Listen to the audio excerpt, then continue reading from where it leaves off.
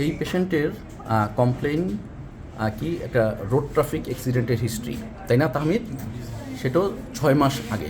6 মাস আগে না অ্যাক্সিডেন্ট হয়েছে? আচ্ছা, এখন 6 মাস আগে রোড ট্রাফিক অ্যাক্সিডেন্টের হিস্ট্রি। এখন বলছেন যে শ্বাসের সাথে কেমন যেন একটা শব্দ হয়, তাই না? তো সেই শব্দটা পেশেন্টের হিস্ট্রি আমরা তো এক্সামিন করব, কিন্তু এক্সামিনেশনের আগে একটা পেশেন্টের অ্যাক্সিডেন্টের হিস্ট্রি, যার অ্যাজমা নাই, সিওপিডি নাই, এবং উনি বললেন যে শ্বাস নেওয়ার সময় শব্দটা হয়, মানে একটা ইন্সপিরেটরি সাউন্ড হচ্ছে। তাহলে কী হতে পারে বলো তো দেখি, কীভাবে আমরা সেটা মিলাবো? সেই 6 মাস আগের এক্সরে পেশেন্ট মাঝখানে ভালো ছিল, হুট করে এখন শব্দ শুরু হয়ে গেল, এবং কাশি, শ্বাসকষ্ট কোনো কমপ্লেন না, শুধু সাউন্ডই ওনার প্রবলেম। এটার এয়ারওয়ে। এখন সেই 6 মাস আগে ওনার অ্যাক্সিডেন্ট হলো, বললেন যে মাথায় আঘাত পেয়েছে, গলায় তেমন আঘাত পায়নি, ধরুন যে পেয়েছে, গলায়ও আঘাত পেয়েছে, মানে টাকিয়াতে আঘাত পেয়েছে, কিন্তু এখন তো মাঝখানে তো উনি ভালো ছিল, তাই না? ইনটিউশনে ইয়েস, যেটা তোমরা বললা যে ইনটিউশনের কোনো হিস্ট্রি আছে কিনা ইম্পর্ট্যান্ট। কারণ 6 মাস আগে উনি ওনার রোড ট্রাফিক অ্যাক্সিডেন্ট হয়েছিল, আমরা কিন্তু জিজ্ঞেস করিনি এখনও যে ওনার কোনো আইসিইউ সাপোর্ট লেগেছিল কিনা, এবং আইসিইউ সাপোর্টে উনি মেকানিক্যাল মানে ইনভেসিভ ভেন্টিলেশনে গিয়েছিলেন কিনা। তো আপনি তো জানেন না, ওনাকে তো টিউব দেওয়া হয়েছিল গলার মধ্যে, নিজে ছিলেন, মানে লাইফ সাপোর্টে রাখা হয়েছিল। কতদিন ছিল? 10 দিন। তার মানে আমরা কিন্তু ক্লুটা পেয়ে গেলাম। কারণ তুমি যদি বলো যে ট্রাকিয়া ইঞ্জুরি হলে মাঝখানে ভালো ছিল কীভাবে, হ্যাঁ, ডেফিনেটলি এটা কন্টিনিউ করতে পারতো। এবং ওনার হিস্ট্রি একদম টাকিয়াতে নাই, টাকিয়াতে ইঞ্জুরির কোনো হিস্ট্রি নেই, হিস্ট্রি হলো যে হেড ইঞ্জুরি। এখন তাহলে আমরা একটা ইনসাইট পেয়ে গেলাম যে পেশেন্টের আসলে তখন যে এন্ডোট্রাকিয়াল ইন্টিউবেশন করা হয়েছিল সেটা মোর দেন 7 days হয়তো ছিল।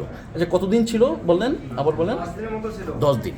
সাধারণত মোর দেন 7 days, হ্যাঁ, মোর দেন 7 days যখন এন্ডোট্রাকিয়াল ইন্টিউবেশন লাগে তখন কিন্তু ট্রাকিওস্টমি করে দেওয়াটা আইডিয়াল।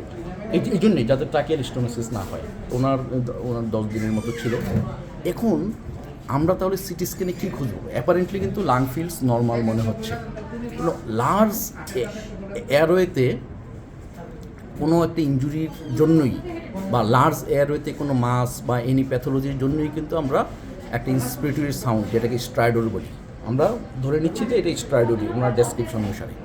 সেক্ষেত্রে আমরা দেখি যে সিটি স্ক্যানের মানে টাকিয়ার কোনো চেঞ্জ হচ্ছে কিনা, তো লার্জ এয়ারওয়েতে কোনো সমস্যা আছে কিনা সেটা আমাদের দেখতে হবে প্রবলেম।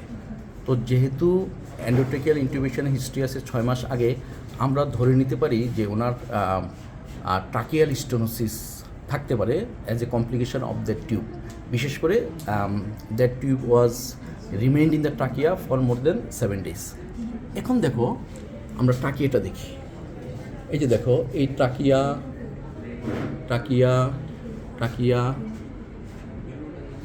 দেখো, এখানে কিন্তু হুট করে ন্যারো হয়ে গেছে, তাই না? ন্যারো হয়ে গেছে না? এই যে এইটার তুলনায় এটা কিন্তু তুমি খুব কাছে, হ্যাঁ, এইটা দেখো, দিস ইজ দ্য ট্রাকিয়া, এবং ঠিক পরের সেকশনটা দেখো ন্যারো, এর পরের সেকশন দেখো ন্যারো, পরের সেকশন দেখো আরও ন্যারো, ঠিক পরের সেকশনটা আবার বড়। তার মানে তার একটা শর্ট সেগমেন্ট, একটা সেগমেন্টের মধ্যে তার ন্যারোয়িং আছে, উপরে এবং নিচে নর্মাল। এই narrowing is the cause of the stridor. তাহলে আমরা বলতে পারি যে this is tracheal stenosis as a complication of endotracheal tube intubation.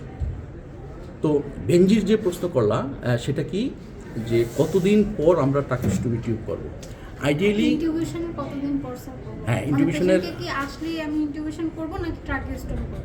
না, ট্রাকিওস্টমি তো ইন্টিউবেশনে ইন্ডিকেশন থাকলে আমি ইন্টিউবেট করব, এন্ডোট্রাকিয়াল টিউব দিব যদি ইনভেসিভ ভেন্টিলেশন ইন্ডিকেশন থাকে, কিন্তু ট্রাকিওস্টমি করব যদি সেটা 7 দিনের বেশি যদি টিউবটা রাখতে হয়। আমাদের চেষ্টা থাকবে যত তাড়াতাড়ি সম্ভব পেশেন্টকে উইনিং করা, এবং সেটা যদি সম্ভব না হয়, টিউব যদি রেখে দিতেই হয়, তখন আফটার 7 days ট্রাকিওস্টমি করে দেওয়াটা আইডিয়াল।